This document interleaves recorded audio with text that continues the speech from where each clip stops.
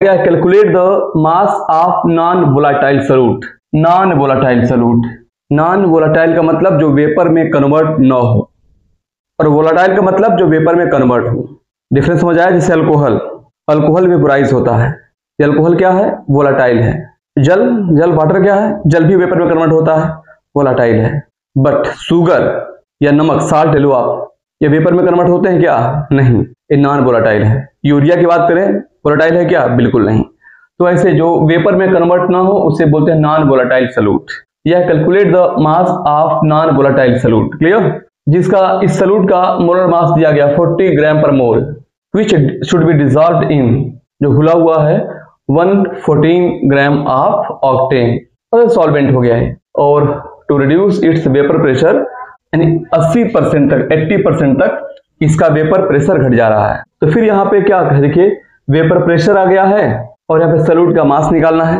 तो सॉल्यूट और vapour pressure का रिलेशन कहाँ पे है? राउल्ट्स लॉ में है। तो राउल्ट्स लॉ क्या है जब जानते ही हो। Raoult's law, according to Raoult's law, यानी कि आपने पढ़ा है P naught minus P S upon P naught is equal to mole fraction of solute. पढ़े हो ना, मोल फ्रैक्शन ऑफ सॉल्यूट ऐसे लिखते हो, या आप यहाँ पे लिखते थे solute, mole fraction of solute. ठीक है, तो जब यहाँ पे मोल फ्रैक्शन ऑफ सॉल्यूट क्या है, जिस सॉल्यूट का निकालना है, तो सॉल्यूट के mole upon solute plus solvent के मोल का सम, ऐसे कर देते हैं। ये हो जाता है राउल्ट्स का नियम नॉन वोलाटाइल सॉल्यूट के लिए। जहां पी नॉट होता है सॉल्वेंट का vapour pressure, P S solution का vapour pressure, P naught solvent का वेपर प्रेशर है। यह पूरा एक साथ कहलाता है relative lowering in vapour pressure. First colligative properties, N small N क्या है? Number of mole of solute, and capital N है number of mole of solvent. इसी की हेल्प से हमें इसे सॉल्व करना है। आइए बताते हैं क्या क्या दिया गया न्यूमेरिकल में। सबसे पहले आपको निकालना है सॉल्यूट का मास निकालना है। मान लिया उसका मास दिया गया है, कुछ भी एक एक्स मान लेंगे हम लोग, डब्ल्यू मान लेते हैं, ठीक है। मोलर मास आपको दिया गया है, और जो यहाँ पे आप सबको मालूम है कि जो बेटा मोल का मतलब होता है मास अपॉन मोलर मास, ठीक है। मास होता है ग्राम में, इन ग्राम डिवाइड कर देंगे हम लोग इसके मोलर मास से, ठीक। इससे पता होना चाहिए, पता भी होगा। अब आते हैं न्यूमेरिकल पे। कहा गया कि इसका वेपर प्रेशर बेटा घट कितना हो जाता है? 80%। लिट मान लिया जाए, माना कि पी नॉट जो बेटा 1 है, 1 एटमॉस्फेयर मान लेते हैं, ठीक है। माना कि पी नॉट 1 एटमॉस्फेयर है, तो पी एस क्या हो जाएगा? घट के 80% हो जाता है, मतलब 1 का 80%, ठीक है। 80/100 ए हो जाएगा 0.80 एटमॉस्फेयर, यानी पी नॉट और पी एस, यानी पी नॉट को मान लिया हमने 1 एटमॉस्फेयर, तो पी एस हो जाएगा, इस घट के 80% हो जा रहा है, तो 1 का 80/100 0.80 एटमॉस्फेयर तो मिल गए हमें।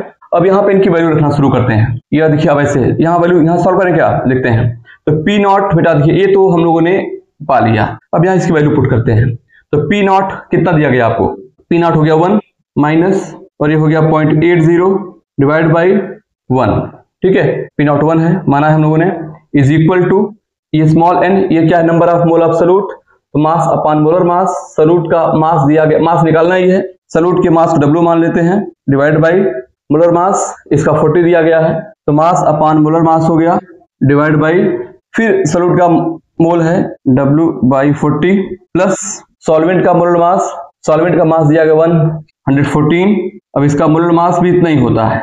ऑक्टेन मतलब क्या? ऑक्टेन का मतलब जैसे कितने कार्बन यहाँ पे? 8 कार्बन हो गए, 8 यहाँ पे 8 होता है 8, और हाइड्रोकार्बन है तो भाई फॉर्मूला ही होता है ना CnH2n+2, तो इसकी वैल्यू 8 है, तो 8 × 2 16 और 18 ये हो जाएगा H18। मोलर मास निकाल लोगे, कार्बन का होता है 12 × 8 प्लस 1 × 18, कार्बन का 12 × 8 ये 96 हो जाएगा, ठीक है। ऐड कर लोगे, ये आ जाएगा 114, डिवाइड कर देंगे ऐसे हम लोग, तो ये आ जाएगा 0.20 इज इक्वल टू कितना हो जाएगा? W/40 अपॉन W/40 प्लस 1 हो जाएगा, ये क्या है? 0.20 इज इक्वल टू, ये W/40 है, डिवाइड बाई, इसे आप लिख सकते W 14 to 1, यानी कि W + 40 अपॉन 40 लिख सकते हो इसको आप। अब इसको देखो, इसको ऐसे कर लेते हैं क्या हम लोग? ऐसे कर सकते हो, यानी 0.20 इज इक्वल टू W/40 ऊपर वाला इंटू इसको, यह पूरा एक साथ है, यह हो जाएगा 40 ऊपर जाएगा, 40 इंटू W + 40। डायरेक्ट कर सकते हैं, बट आपको सिखाने के लिए तो 40 से 40 कट जाएगा, यह आ जाएगा is equal to W upon W plus 40, यानी ये आ गया 0.20 बराबर। ठीक है, अब इसको यहाँ पे कर दो, 0.20 W plus 40 is equal to ये W हो जाएगा।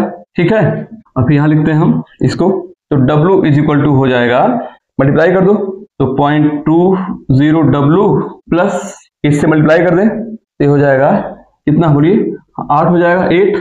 ठीक है, अब इसको क्या लिख सकते, W बोलो, W minus 0.20 W is equal to 8, कितना हो रहा है, इसमें 6 माइनस कर दें तो ये हो जाएगा 0.80 W इज इक्वल टू 8, तो W इज इक्वल टू हो जाएगा 8 अपान 0.80।